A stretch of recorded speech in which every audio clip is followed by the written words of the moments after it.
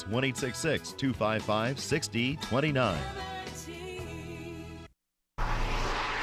April 15th may be well behind us, but some taxpayers are still dealing with Uncle Sam in the form of an audit. We'll hear with more on how taxpayers can best handle an income tax audit is CPA John O'Neill. John is head of the Connecticut offices of the Ronnie Deutsch Tax Centers, family business that you are running here in Connecticut. It's good to have you on the program. Glad to be here, Becky. Thank you. All right, when you get the paperwork that indicates that you are the subject or could be the subject of an audit, it's pretty scary. I mean, should it intimidate taxpayers?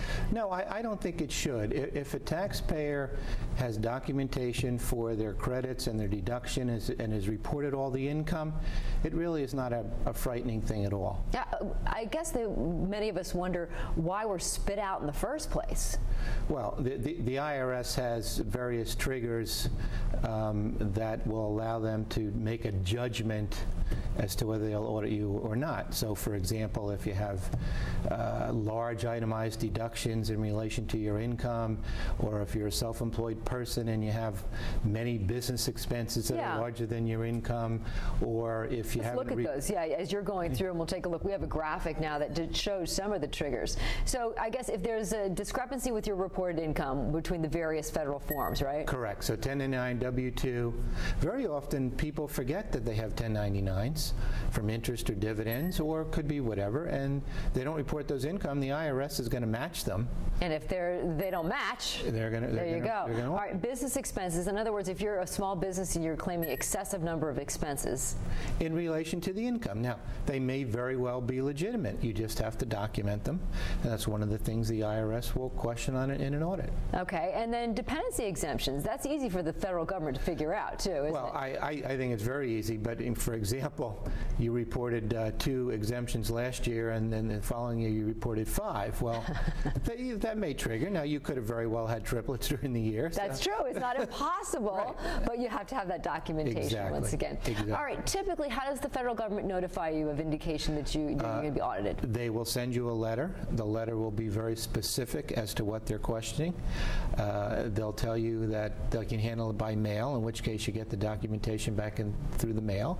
Or alternatively, if it's a number of items and it's a little more complex, the letter will say what office of the IRS nearest you should report to. All right, so you shouldn't have to really travel too far. Absolutely not. Okay. Absolutely. If you're going for an audit, should you bring a tax attorney with you?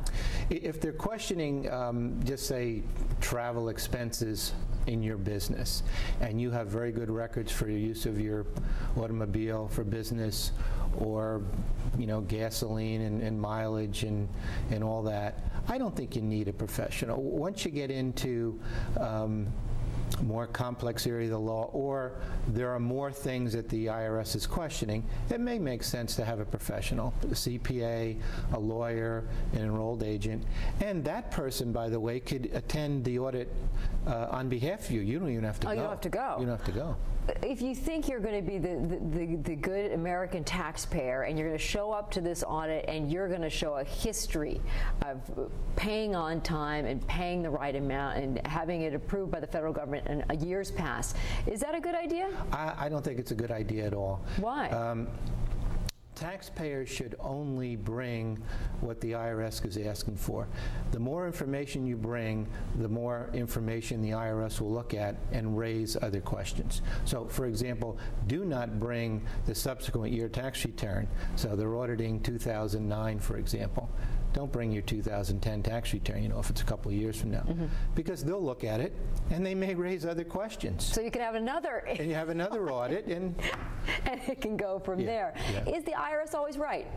The IRS is not always right. We make mistakes, certainly, as taxpayers. The IRS makes mistakes, too. So don't assume the IRS is always right. You have a right to appeal if the IRS are making an adjustment and you really think they're wrong, or it could be a complex or gray area of the tax law where you disagree with the IRS. In those examples, though, I would have a professional working with you. All right, you've got an event that's coming up at your tax centers in Connecticut. These are the Ronnie Deutsch Tax Centers. It's going to be Tuesday, August 24th. Tell me what you're going to be doing for taxpayers and consumers. For those taxpayers who have not filed tax returns in prior years, we will offer them a free tax return. So if they have 1 year that's unfiled, they can come in between the hours of 10 a.m. and 6 p.m. to one of our 5 tax centers. Tax centers are in Stamford, Norwalk, Milford, Orange, and West Haven. So 10 a.m. to 6 p.m.